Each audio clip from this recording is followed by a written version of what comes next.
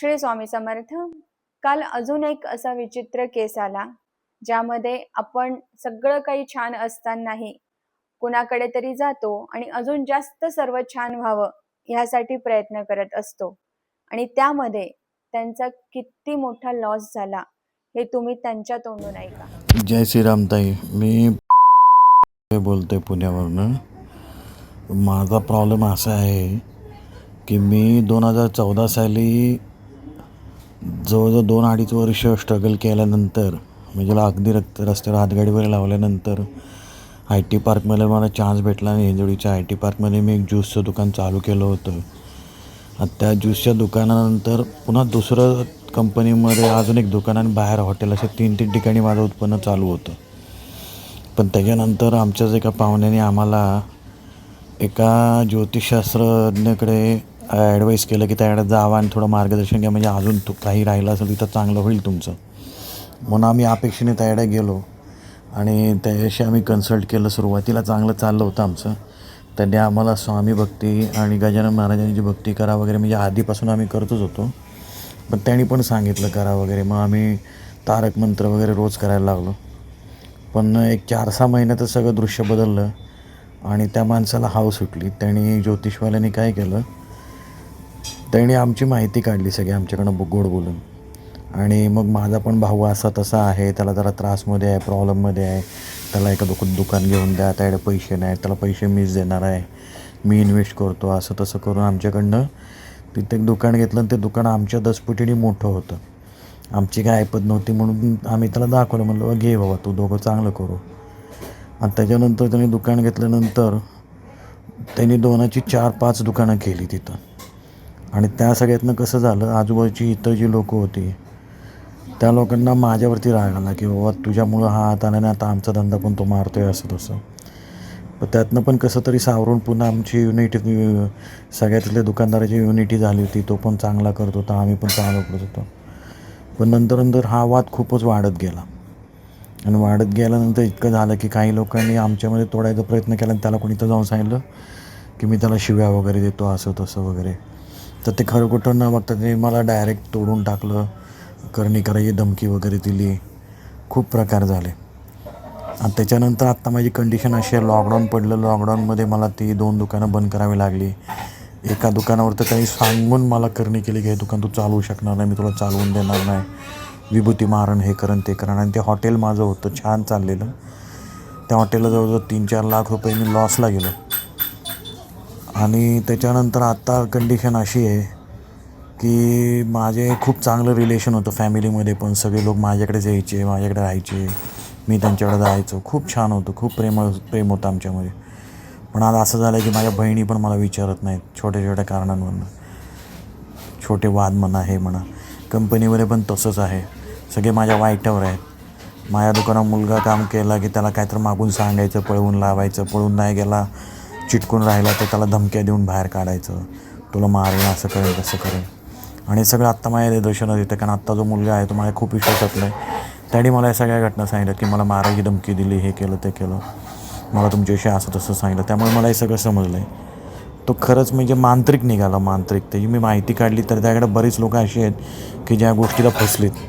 आणि त्यानंतर मी त्याच्या बारकाईने लक्ष ठेवलं तर मला कळलं की तो जिथं गादीवर बसतो, सीटवर, त्या खुर्चीवर, त्याच्या मागं स्वामींचा आणि गजाननांचा फोटो लावला आहे. त्या दोघांची शपथपूर्वकसुद्धा तो खोटं बोलतो, हे मी बरेच वेळा पाहिलं. त्यानंतर मी पण मला ॲड जाणं बंद केलं.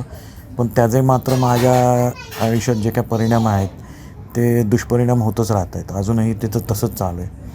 आणि दुसरं म्हणजे माझा एक भाऊ पण होता, मोठा भाऊ, तो आता नाही आहे जगात. पण त्यानेसुद्धा नाही का, म्हणजे सगळ्या फॅमिलीमध्ये इकडं तिकडं म्हणजे माणसं तोडायची काम केलं. कारण आज माझी फॅमिली एकदम एकटा पडले, पैशाने पण फॅमिली खूप अडचणीत आहे. आता माझं म्हणजे लिटरली घराचं भाडं भरणंसुद्धा मुश्किल झालं आहे. बघायला गेलं तर दुकानाचा धंदा साधारण 7-8 हजार रोजचा गल्ला होते. मला आम्ही सुखी पाहिजे, पण 7-8 हजारमधले मॅडम खरं सांगतो तुम्हाला, घरभाडं आणि मुलींची फीससुद्धा वेळेवर भरणं शक्य होत नाही आहे. त्याच्यामुळे मला खरंच आता सुचत नाही की काय करावं. त्यापूर्वी मी याच वादातनं स्वामींची भक्ती पण मी आट घातली स्वामींना की तुमची शपथ घेऊन तो खोटं बोलते आणि त्याला तुम्ही एवढं यश देत आहे, त्याच्यामागं काय पुण्य आहे काय नाही तर तुम्ही तुमचं बघा.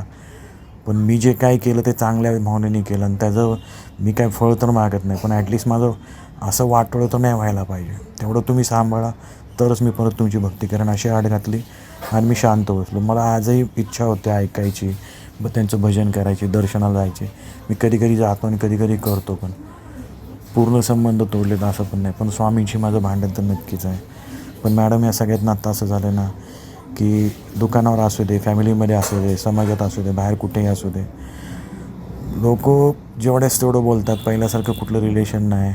हा लहान आला ना कुठल्या आपल्या ह्याच्यात सहजासहजी मला बोलवत नाहीत का माझ्याकडे येत नाहीत. सगळीकडेच संबंध, दुकानावर तिसरं काम करत होती तिथं आजूबाजूला सगळीकडेच माझ्याविषयी कोणच चांगलं बोलत नाही. खरं बघितलं तर मी स्वामींचीच शपथ घेऊन तुम्हाला सांगतो, मी प्रभू रामाचा पण भक्त आहे. मी त्या दोघांची शपथ घेऊन सांगतो मॅडम, मी कधी कुणाचं असं वाईट चितलं नाही किंवा जरी मनात आलं कुठल्या रागाने तर मी कधी करायला गेलो नाही आणि कशाचा प्रयत्न पण नाही केला. तरी पण मॅडम माझ्या लाईफमध्ये आता इतके प्रॉब्लेम आहेत ना आर्थिकदृष्ट्या, आणि मला पैशापेक्षा खरंच माणसं जवळ असतात आणि माझी जवळची सगळी माणसं मला तुटलेली आहेत. मॅडम माझी बायको खरंच खूप चांगली आहे, दिसायला कशी असली तरी खूप चांगली आहे मनाने आणि ती स्वामी भक्ती करते. मी स्वामींची पण भक्ती मला ओढ आहे पण करत नाही सध्या, कारण मी फक्त त्यांना आड घातले की मी कुणाचं वाईट केलं नाही, चितलं नाही. मी सगळ्यांना सोबत घेऊन चालायचा प्रयत्न केला, तरी मला जरा असं होत असेल आणि तुमची खोटी शपथ घेऊन मला फसवलं जात असेल तर हा माझा नाही, हा तुमचा सगळा हार आहे. ही माझी हार नाही, ती तुम्ही केल्याशिवाय मी तुमच्याकडे परत येणार नाही. अशी आड घालून मी बसलो आहे खरं, पण आता तुम्ही मार्गदर्शन करा मला काय करताय. जय श्रीराम. आता एकंदरीत सगळ्यातनं अशी अपेक्षा आहे तुमच्याकडनं मॅडम की मी मागच्या या वर्षांमध्ये नाही मिनझुमला घेतलेलं आहे असं पण कुठं काय नाही, कुठं इन्व्हेस्टमेंट शिल्लक राहिलं आहे असं पण काय नाही. त्या सगळ्यातनं आम्हाला असं वाटते की मी बाहेर पण दुकान वगैरे घ्यायचा प्रयत्न करतो किंवा लोन करून काय करायचा प्रयत्न करतो, तर ते यश मला भेटत नाही, होत नाही यशस्वी. तर आम्हाला असं वाटतं की मी त्या दुकानातच गुरफट राहावं आणि असाच हे करत राहावं आणि मला लक्ष्मी प्राप्ती होऊ नये वगैरे असे काहीतरी लक्ष्मीबंधन प्रयोग वगैरे त्यांनी केलेले असावेत असा आम्हाला सर्वतोपरी डाऊट आहे. कुठेही कुठल्याही प्रकारे आम्ही प्रयत्न केले पैसे कमवायचा काय करायचा तर यश असं त्यामध्ये किंवा सोबत आणि पुढचं असं काही भेटत नाही त्यामध्ये.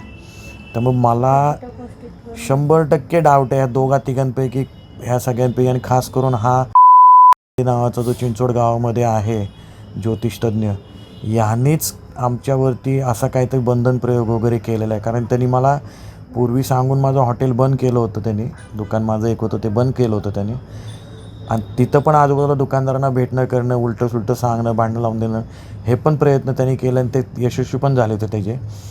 तसंच आता पण इथं पण परत तेच घडते. त्यामुळे मला 100% असं वाटते की ह्यानीच हे सगळं केलं आहे आणि ह्यानीच काहीतरी त्यामध्ये असं काहीतरी हे केलं आहे की ते मला रुटीन फक्त चाललं आहे, बाकी काहीच होत नाही. तर मग कृपा करून तुमचं काही मार्गदर्शन किंवा तुम्हाला काही सुचतं आहे त्याचं प्लीज आम्हाला मार्गदर्शन करा. तर त्यांचं जे एक्सपिरियन्स होतं ते तुम्ही सर्वांनी ऐकलं आहे. आणि लोक कशी असतात ह्या व्हिडिओमध्ये मी त्यांचं मूळ नाव आणि त्या ज्योतिषाचं नाव जे आहे ते नाही टाकणार आहे. त्यांनी टाकायला सांगितलंय पण ते मला योग्य वाटत नाहीये, त्यामुळे ते टाकलं जाणार नाही. पण यावरनं तुम्ही हे एक्सपिरियन्स घेऊ शकता की प्रत्येक व्यक्ती ही प्रामाणिक नसते. आज तो व्यक्ती 3 दुकानाचा सांभाळ करत होता, इतकं इन्कम होतं त्याचं. आज एक दुकान शिल्लक राहिलंय, त्यामध्येही त्याच्याजवळ बरकत राहत नाहीये. पूर्णपणे त्याचं लक्ष्मीबंधन करण्यात आलंय. शिवाय त्याला आता धमक्या देण्यात आलाय की मी तुझं करणी करून उरलेलं पण जे आहे साम्राज्य पूर्ण संपवेन. याचा अर्थ काय आहे? हा त्यांचा अनुभव त्यांनी एका ज्योतिषाचा सांगितला आहे. पण सर्वच तसे नसतात. आजच्या जगामध्ये खरंच कोणी चांगला व्यक्ती मिळणं याला भाग्यच लागतं. प्रत्येक जण तसं नसतं, पण तरी सुद्धा डोळे झाकून कोणावरही विश्वास ठेवू नका पटकन.